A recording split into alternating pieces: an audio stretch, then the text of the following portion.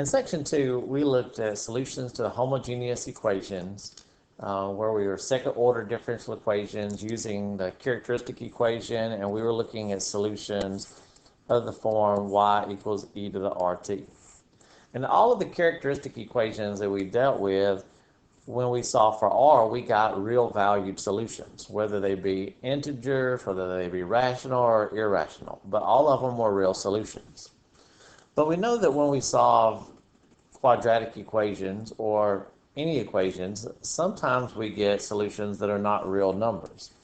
So for example, if we had y double prime plus 4y equals 0, then our characteristic equation would be r squared plus 4 equals 0.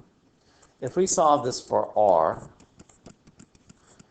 take square root of both sides, we would get r is plus or minus 2i. Can't take the square root of a negative, that's imaginary. So that doesn't mean that we don't have a solution, it just means that our solution is different than ones we've done before. So how do we handle it if our solution is something like e to the 2it? So if it's an imaginary value for r. So let's begin by looking at this. So let's suppose we have e to the x. E to the x, if we write that as a Taylor series or a Taylor polynomial, that's 1 plus x squared over 2 factorial plus x cubed over 3 factorial, and so forth. This is something that we've done in Cal 2, and this was a series approximation for e to the x. Now there are a couple of other series that have pieces of this in them, but may not be exactly. If we look at the series for sine, the series for sine is 0 plus 1x plus 0 minus x cubed over 3 factorial plus x to the 5th over 5 factorial minus x to the 7th over 7 factorial, and that pattern keeps on going. Remember where the Taylor polynomial comes from is we take successive degrees of our function, so our derivatives of our function. So our function is sine, the derivative to that is cosine, the derivative to that is minus sine, then the derivative to that is minus cosine, and then we're back to sine. And if we're centering our series at 0, sine of 0 is 0, cosine of 0 is 1, sine of 0 is 0, cosine of 0 is 1, sine of 0 is 0. So remember we had this pattern where we had zeros for every other value, and then we had positive and negative 1 for every other value. So this is the coefficient, or this is our constant, this is the coefficient of x, this is the x squared, x cubed, x to the 4th term. And then we had that x to the power over that number factorial. So hence our constant, 1x to the 1st, no x squared, minus 1 x cubed 3 factorial, no x to the 4th, plus 1 x to the 5th over 5 factorial, and so forth. Cosine of x, if we start with cosine, then we have from here down, and then again the derivative of sine, that would be cosine, so that would get us back to where we start. So the first term is 1, the coefficient of x is 0, so no x's. The coefficient of x squared is minus 1, so minus 1 x squared over 2 factorial. The coefficient of x cubed is 0. The coefficient of x to the 4th is positive 1.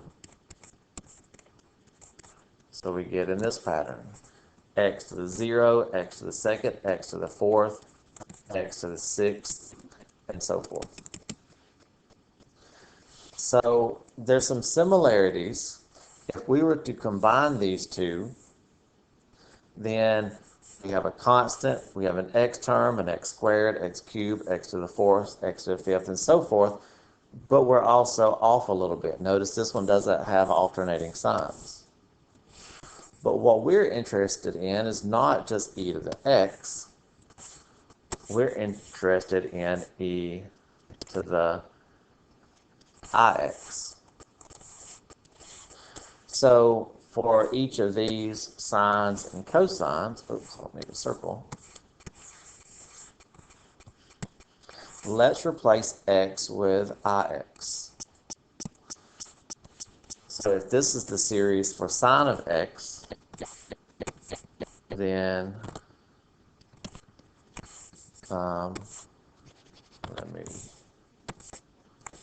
be careful.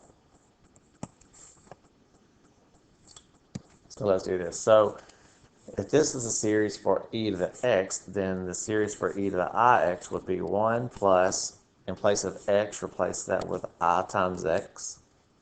In place of x squared, or in place of x, put in ix. So ix squared would be I squared x squared. In place of x, ix, so that's going to be I cubed x cubed. And then I to the fourth, x to the fourth. And then I to the fifth, x to the fifth. And then I to the sixth, x to the sixth. And that would go on forever. So let's simplify this just a little bit. So when we have powers of I that are larger than 1, those can simplify. I squared is equivalent to negative 1. I cubed is I squared times another I, so negative 1 times I, so that's equivalent to negative I.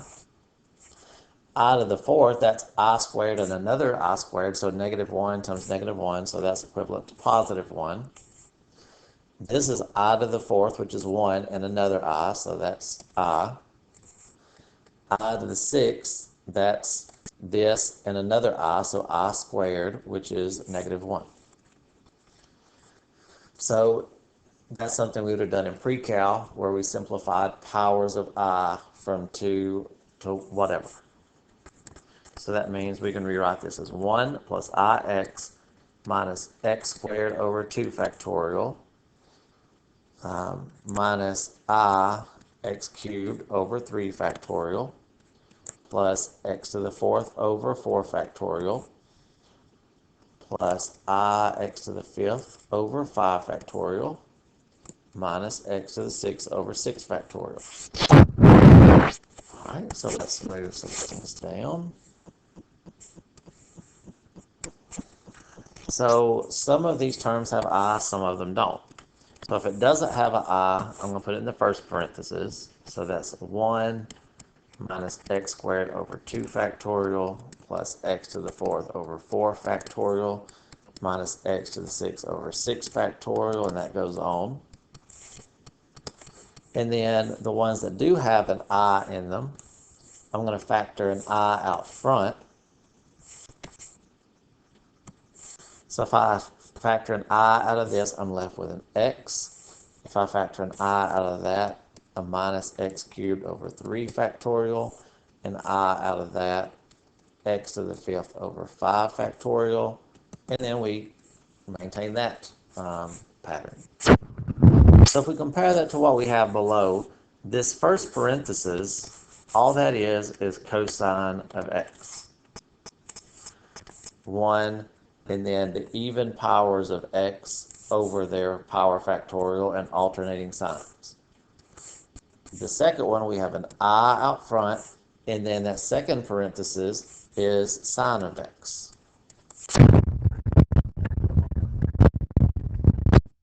To the ix. This is what's known as Euler's formula. Euler's formula. I've often used this with theta. E to the I times theta is cosine theta plus I sine theta. in trig in Math 113, we wrote complex numbers of the form a plus bi in trig notation. So it's the same thing, except we don't have the radius out front. That with a corresponding radius.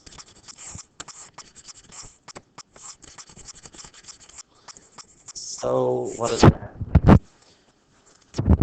So how is that? So if we have an imaginary component, then we're just going to use Euler's formula to rewrite that.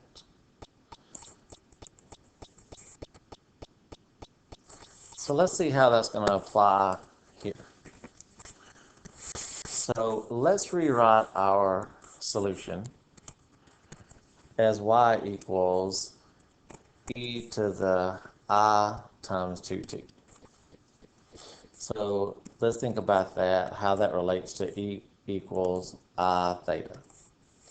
So e to the I theta, we rewrite that as cosine of theta plus I times sine of theta. So in place of theta, we're going to put 2t. So then our solution is going to be y equals cosine of 2t plus I sine of 2t. So keeping in mind that our solutions need to be linearly independent and that they could have arbitrary coefficients in front of them, then we could write that as C1 cosine 2t plus C2 times I sine of 2t. Well, I is a coefficient, it's a constant. C2 is a constant coefficient, so we can absorb I into C2. So y is C1 cosine 2t plus C2 sine 2t. So when we have a solution for R that is imaginary, think of this as a complex number in the form a plus or minus bi. So our real part is 0, our imaginary part is 2. So we'll put as our coefficient of our variable inside cosine and inside sine, we'll put a 2, whatever that b is. So generically speaking, it's cosine bt, C1 cosine bt plus C2 sine bt. Again, because that I gets absorbed into the coefficient out front. Now what if our solution is complex, meaning that it has a real part and an imaginary part? So if we have a complex solution, then we have, this is our R. So what is that going to make our solution? So if we distribute, we're going to have e to the at plus bi times t. We can express that as a product, e to the at times e to the, let's move the I out front and call that I times bt.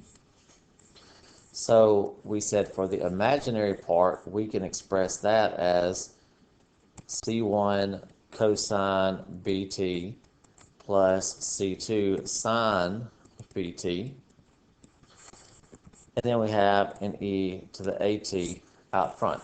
So when we get a complex solution for our characteristic equation for R, then our solution, our general solution to our homogeneous is, if we distribute that, we're going to have C1 e to the at cosine bt plus C2 e to the at sine of bt. So that's going to be our general solution for complex roots to our arbitrary or to our auxiliary or characteristic equation. So let's work an example.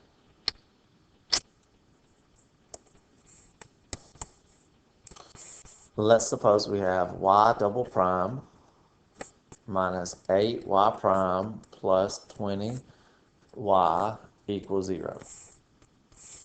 So we're going to speculate that our solution is in this format.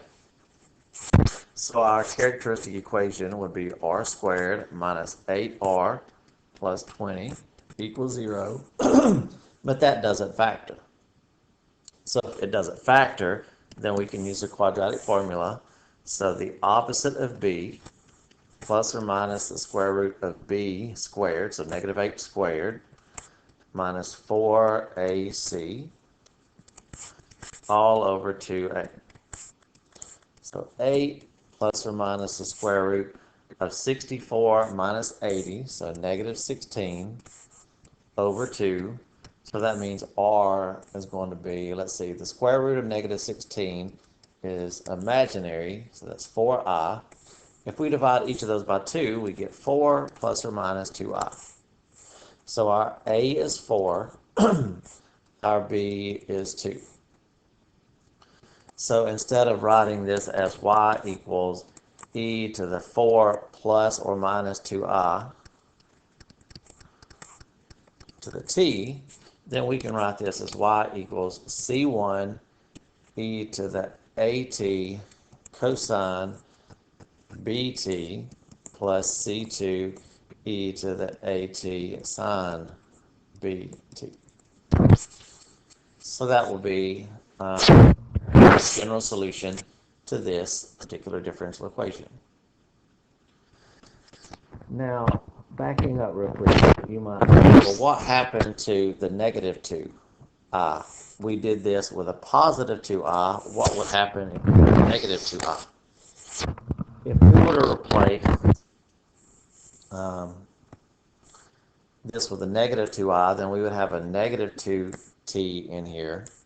If we have a negative 2t on the inside, then one of the rules for trig says if we have cosine of an angle, that's equivalent to cosine of that angle. Has to do with the even or odd nature of the cosine function. So even if we put a negative 2t in there to account for our negative function theory, we're still going to come out to be cosine 2t. Likewise, if we have negative 2t here, if we have sine the opposite of x, that actually is the opposite of sine.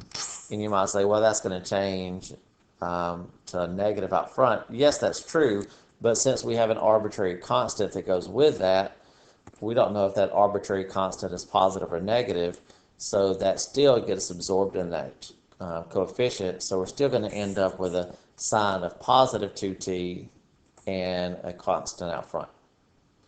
So the important thing to take away when our solution to our characteristic equation is imaginary, when it's complex, while yes, there's technically two solutions here, there's a plus and a minus, they're going to produce the same thing here. And the way we write our solution is it's going to be e to the real part times t, e to the real part times t. That gets multiplied times c1 cosine of the imaginary part times t, c2 times sine of the imaginary part times t. And then when we distribute e to the 4t, the real part, then we end up with this. So let's take a look at another one. Let's suppose we have y double prime plus 2y prime plus 10y equals 0. And when x or t, whatever our independent variable is, I think t here, when t is 0, y is 4. And for our first derivative, when t is 0, our first derivative is negative 3. So we need our characteristic equation. So r squared plus 2r plus 10 equals 0. That's not going to factor, so we need to use a quadratic formula. So r is the opposite of b plus or minus b squared minus 4 times a times c over 2 times a. So that's going to give us 4 minus 40, so negative 36 under the radical. So it's going to be imaginary. So negative 2 plus or minus square root of negative 36 is 6i. If we divide by 2, we get negative 1 plus or minus 3i. So what does that make our solution look like? It makes it look like c1 e to the a, so negative 1 t, cosine of b t, plus c2 e to the a t sine of bt. Move this down. Again, remembering that a is the real value, b is the coefficient of I, so the amount of imaginary. So this is our general solution. Now we need our particular solution. So you use our values that they give us. So when t is 0,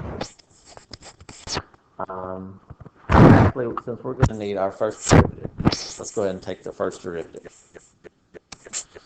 So y prime. So how are we going to do that? So notice we have a product here. So I'm going to leave C1 in the front, and then I'm going to call this U and this V. So to take the derivative of that, we've got to use the product rule. So U prime times V plus U times V prime. Well, V prime would be negative 3 sine 3t. So that's the derivative of the first term. And then for the second term, I'm going to do the same thing. C2 is a coefficient. I'm going to leave that alone. And then I'm going to call this U and that V. So when we take the derivative of that using the product rule, it's U prime times V plus U times V prime. So the derivative of V would be 3 cosine 3t. So we could simplify that and whatnot, but we're going to be substituting zeros in. So when we substitute in zeros, a lot of things are going to be going away anyway. So for our function, when x is 0 or when t is 0, we should get 4. So let's come in and let's plug a 0 everywhere we have a t. So we have a c1 e to the 0, which is, we can just go ahead and write e to the 0. 3 times 0 is going to be 0, and then c2 e to the 0, sine of 3t, so 3 times 0 is sine of 0. So e to the 0, those are 1. Cosine of 0 is 1. Sine of 0 is 0. So that term is gone. So we get C1 times 1 times 1, so C1. So C1 is 4. And then if we substitute a 0 into our first derivative, what are we substituting? When we put a 0 into our first derivative, that's supposed to equal negative 3.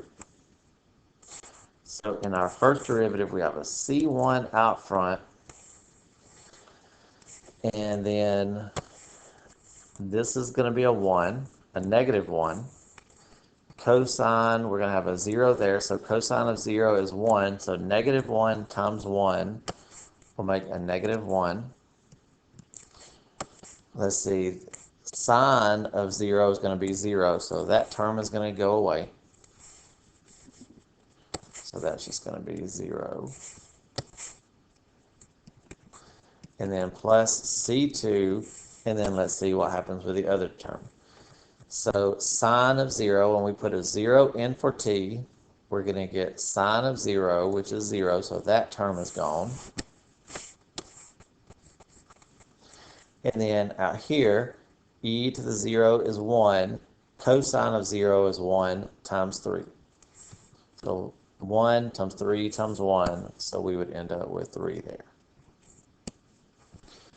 So we get negative 1 C1 plus 3 C2 equals negative 3. Well, we know what C1 is. C1 is 4, so minus 4 plus 3 C2 equals negative 3. So add 4 to both sides. So it's 3 C2 is 1. So C2 is 1/3. So that means our solution, which is a function of t, is C1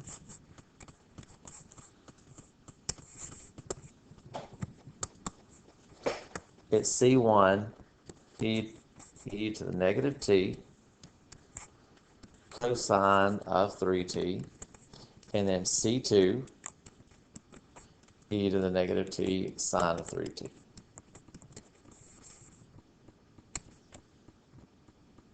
Let's take a look at one more example. So let's suppose that we have y triple prime minus 4y double prime plus 11y prime minus 14y equals 0. Make sure I copy that right. 1, negative 4, 11, negative 14. Okay. So our auxiliary, or our characteristic equation, is r cubed minus 4r squared plus 11r minus 14 equals 0. So this doesn't factor directly. So as we've done on some of the other ones, we need to use synthetic division to find zeros of this. So list our coefficients. So I'm going to start with 1. Let's see if 1 is a 0. So if we bring them down, multiply times the box, add that, multiply, add that. That's not a 0. Because remember, this last number tells us what we get when we substitute this number into our function. So 1 doesn't work. So if we try a negative 1, we bring down the 1, multiply times the box, add those, multiply that times the box, add those, multiply that times the box, and that doesn't work either. So we need to keep going until we find something that makes this 0. So let's try 2. 1 and negative 1 didn't work, so let's try 2.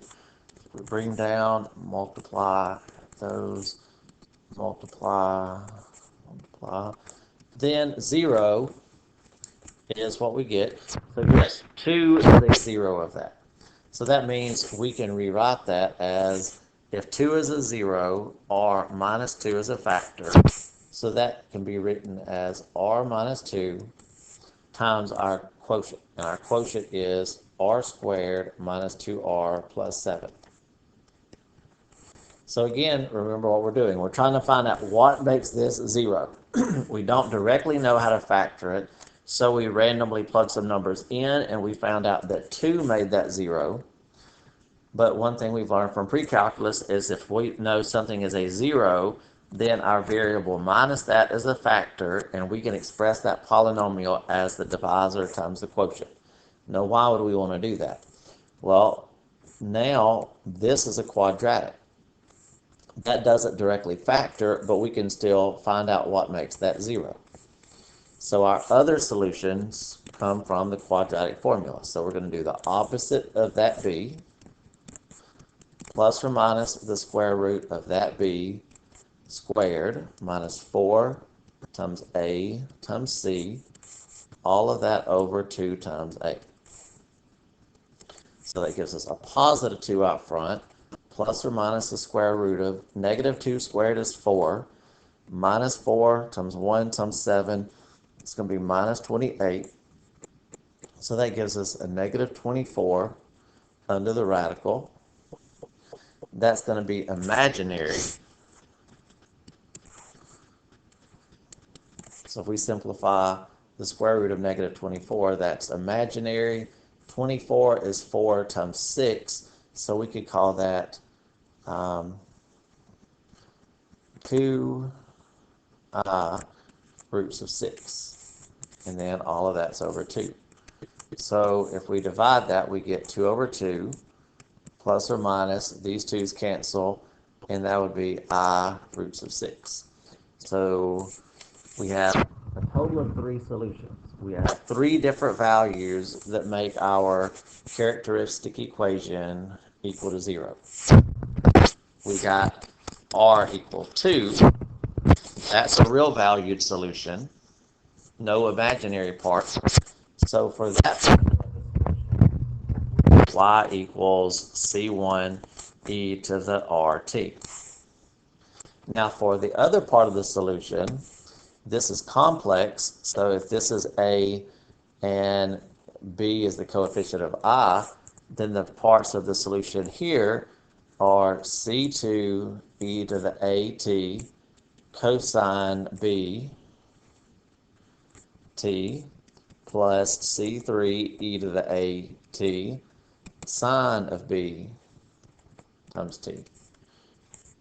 And that B times t, that's the coefficient, or that's not the coefficient, but the input of cosine and sine. So our total solution, let's change this, is y equals C1 e to the 2t. That came from the first solution to our characteristic equation. And then C2 e to the t cosine root 6t plus C3 e to the t sine root 6 times t. And that part came from the complex solution to our characteristic equation. Now, in WebAssign, there's a problem similar to this, and they give us some initial conditions. So we have to find C1, C2, and C3 by plugging those in. But I wanted to at least show how we get to the general solution if we have a characteristic equation that we can't just factor it directly and it's not quadratic. We have to break it down until it gets to a part that's quadratic. We have one solution here, then set that equal to 0 to get our other solutions. And once we have our values of R, then we plug them in to get our general solutions.